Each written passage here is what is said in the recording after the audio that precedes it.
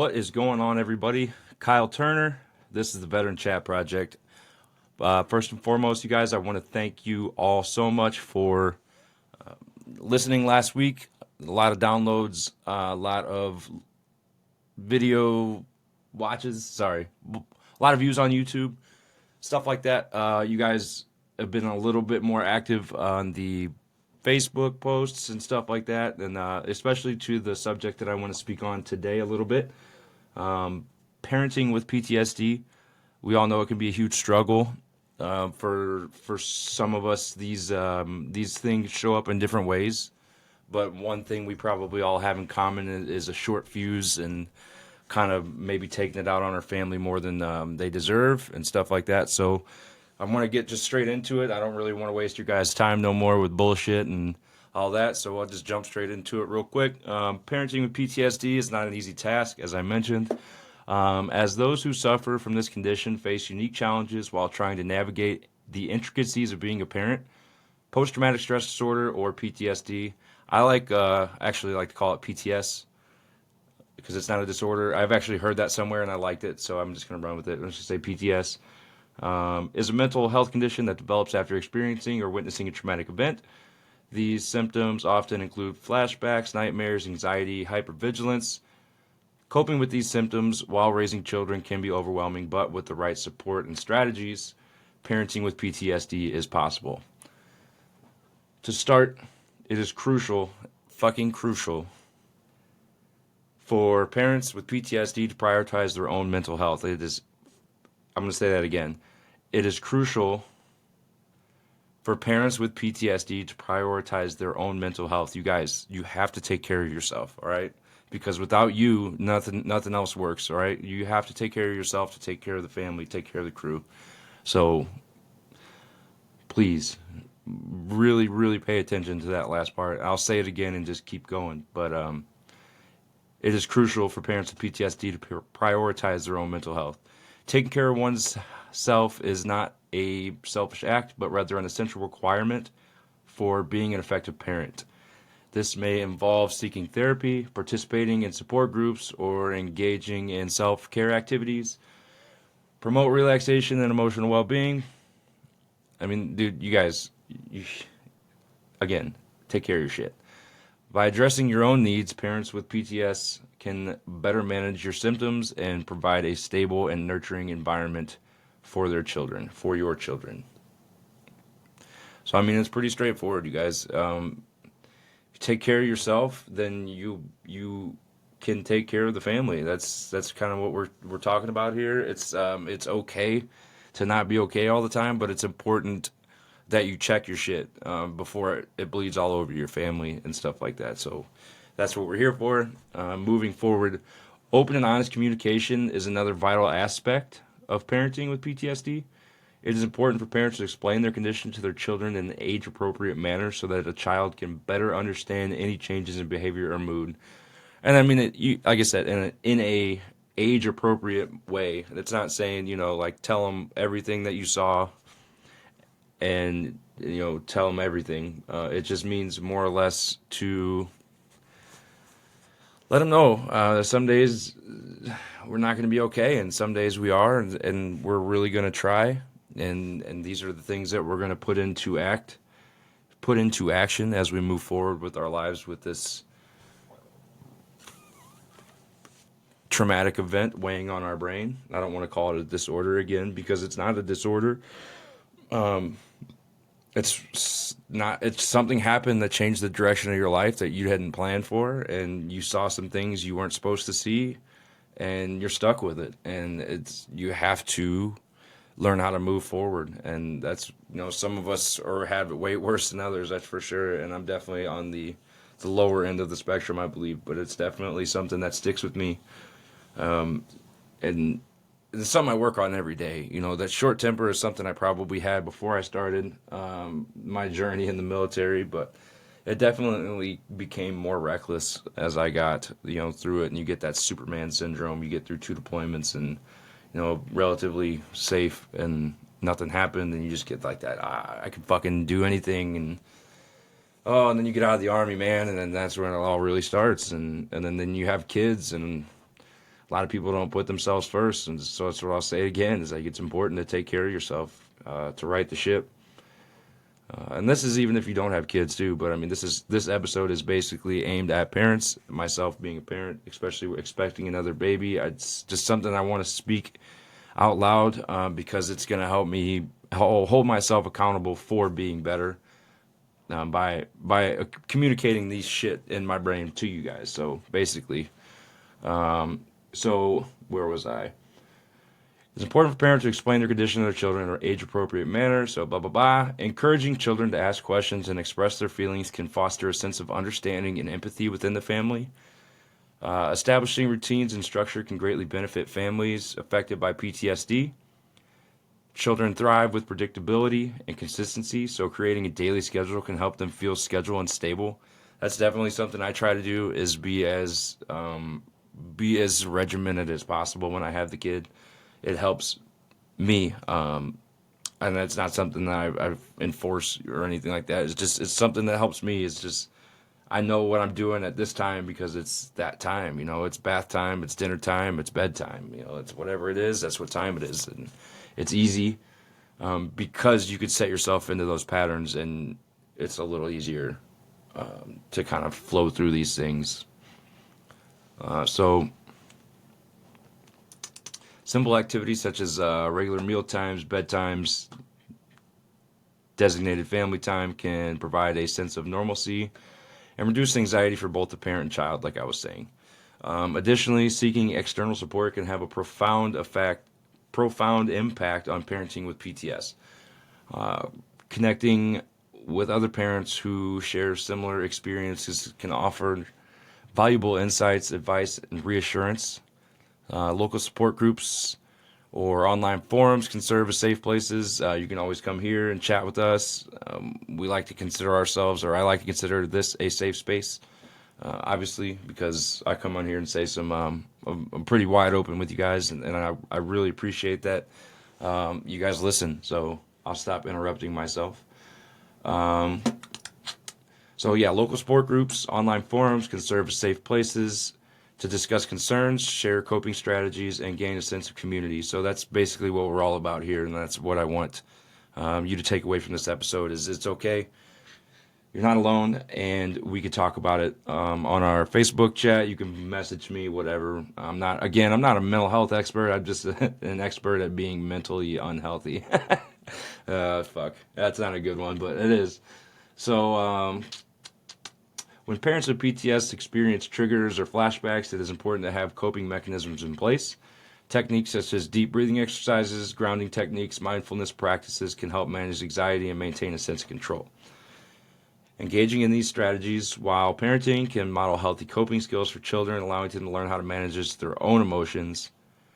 That's important, because they're watching, man. Every bit, they're watching. And I notice it. The more I work on my stuff, the more my son is, and he's only 2, so I mean, this is the time to work on it, really. But he gets better every day whenever I'm not in my shitty moods, and then obviously you rub it off on your family, and it just turns into a big thing, and no one wants you around and shit like that, and you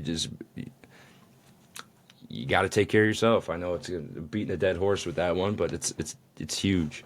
So yeah, you definitely want to teach your kids how to deal with their own emotions. Lastly, it's crucial to remember that perfection is not the goal in parenting.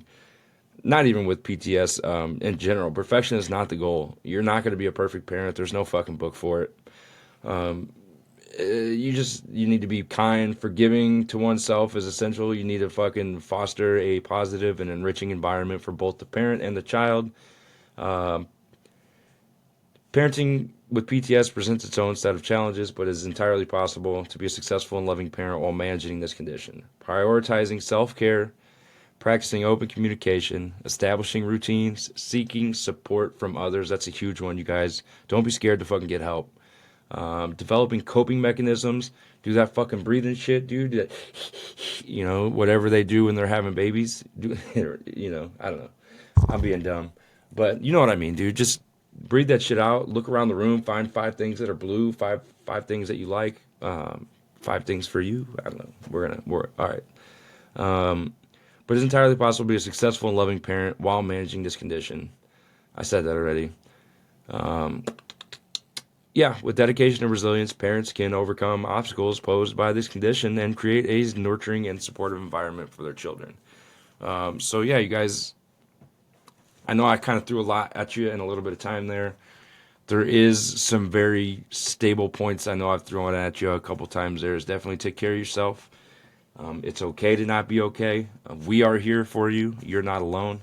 And yeah, I know I did talk about explaining PTSD to your children in a way that can be like, it's hard to, and I haven't had to yet, and hopefully I won't.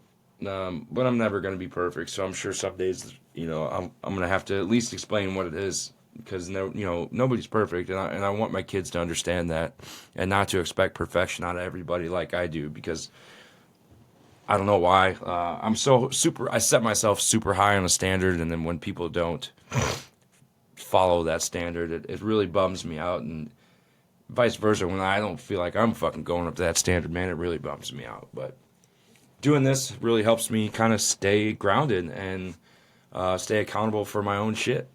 So again, we'll go into a little bit of. I don't know if I want to do the. Yeah, dude. Let's talk a little bit about explaining PTSD to your children. It is important to have an open, honest communication with them. Here are some steps to consider when explaining PTSD to your children. PTS. Choose an appropriate time and place.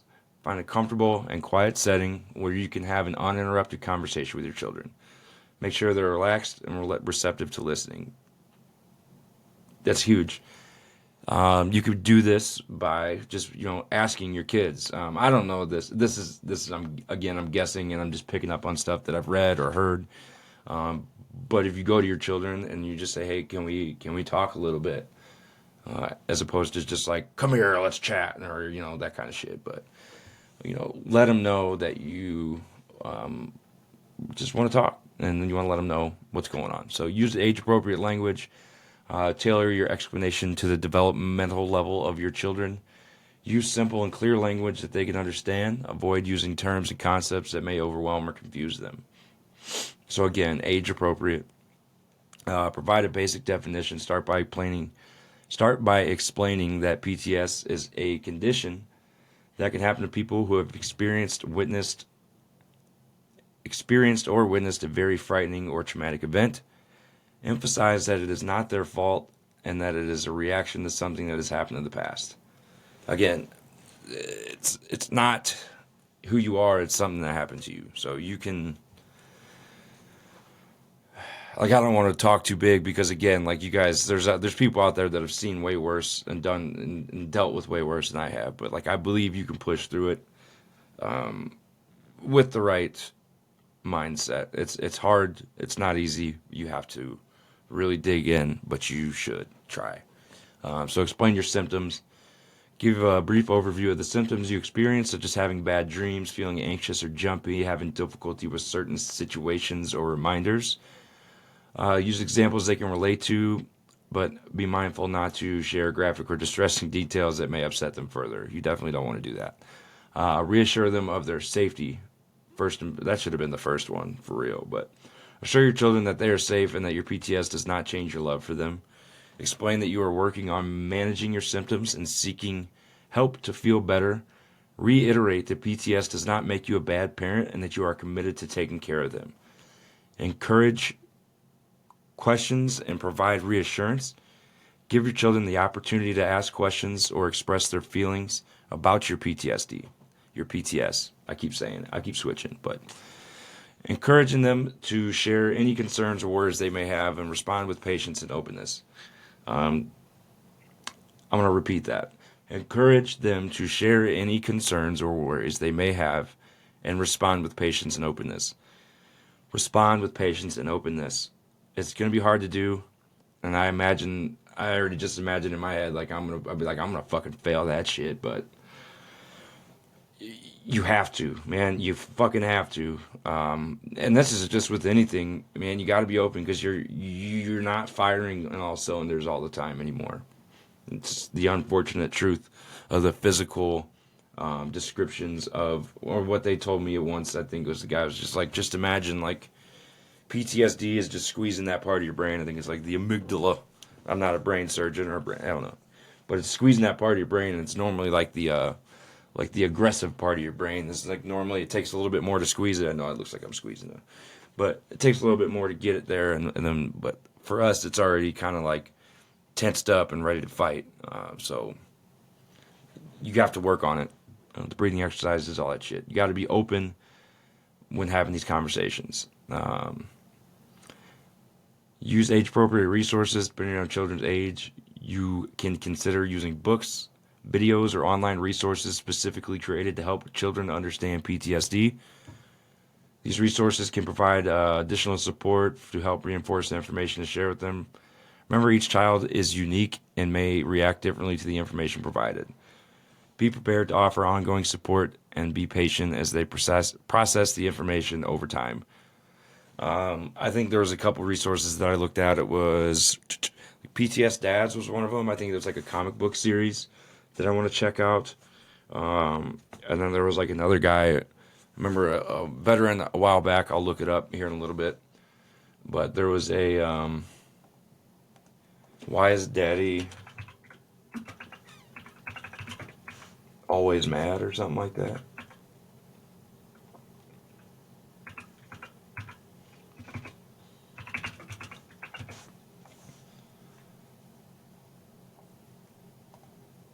Nah, I'll look it up later. I'll put it in the show links. But yeah, there's definitely there's ways out there to explain this shit to your kids.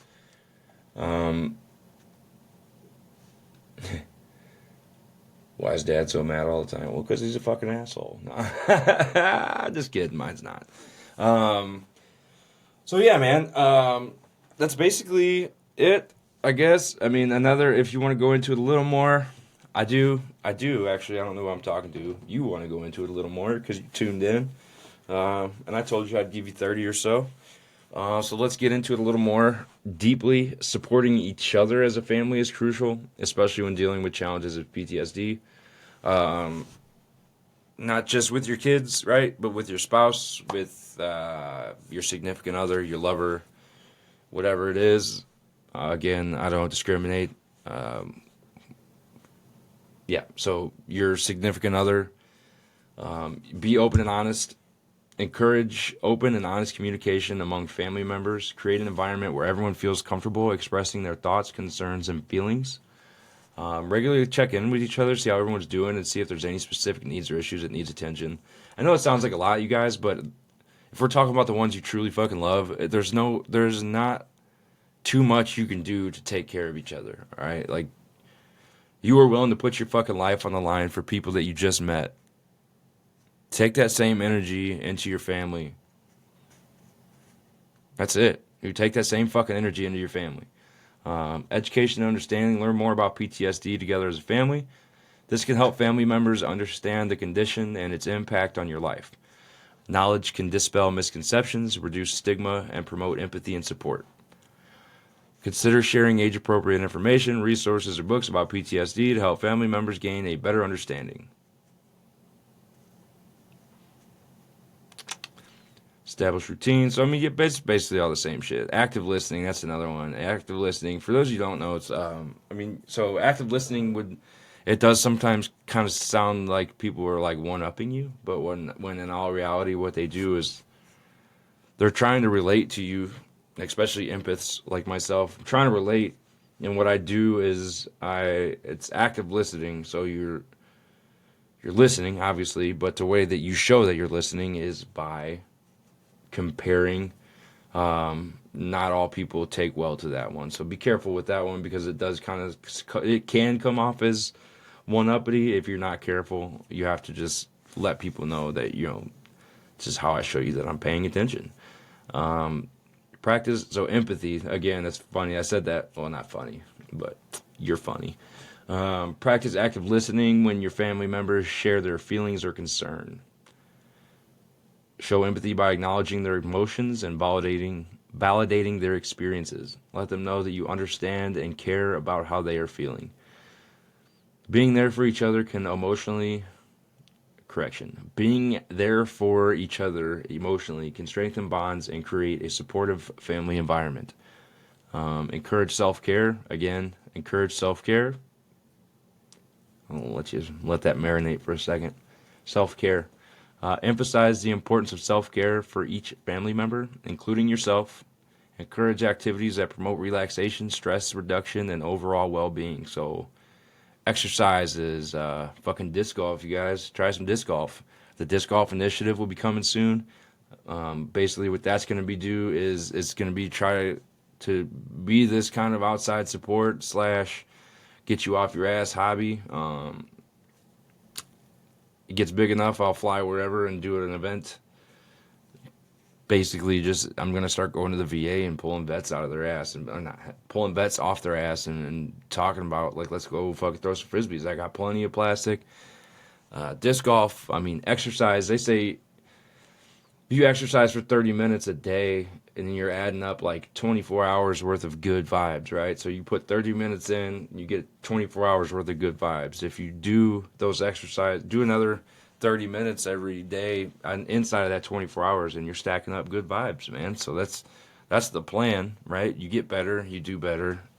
Obviously, there's some of us that have some physical ailments. Me personally, I don't know if you see me messing with my hands a lot, if you're watching or if you're listening, I'm fucking with my hands a lot. My arthritis is absolutely fucking killing me as the winter sets in up here already in North Dakota. But yeah, I got off track. Quality time. Quality time is very important to us as a family in the Turner household. We don't get it much, but when we do, we really cherish it. Set aside dedicated quality time to spend with each other as a family. Engage in activities that promote connection and bonding. Game nights, family outings, shared hobbies. Enjoy moments of laughter, love, and joy that can build resilience and strengthen the family relationships. Sorry. I don't even know why I keep looking over here. There's nobody over here. It's just my skull guy. Skull Fred. Skull Fred head. Alright, whatever.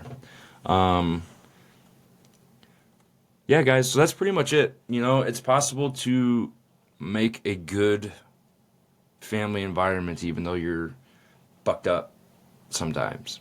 You know what I mean? So that being said, that will be it for today. Thank you guys so much for tuning in, listening. This has been a pretty good chat. Really hoping for those who listen or watch at the end of this month, or I'm sorry, at the end of October, so somewhere around Halloween, I'm going to do another live episode. And what I'm going to plan to do every live episode is I want to talk about the past month's worth of episodes. So if you feel like you want to contribute to conversations about these episodes, feel free to chat about them in the comment section once I post them. But more importantly, you guys, I do still want to invite you all to come and sit down and have your conversations. Our next episode will be with a former guest, David Snois. He'll be chatting with me later on. We're going to catch up with him. We're going to talk a little bit about setting healthy boundaries for yourself, and whether that be with work, your family, whatever.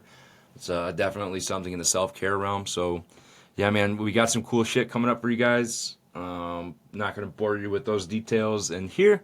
But again, thank you guys so much for listening. You will never fucking know how much it means to me that even one of you listen every week. So again, thank you from the bottom of my fucking heart, you guys. You're all part of my circle now. If there's anything I could do for you, you fucking let me know, all right? I love you guys. God bless. Have a good day.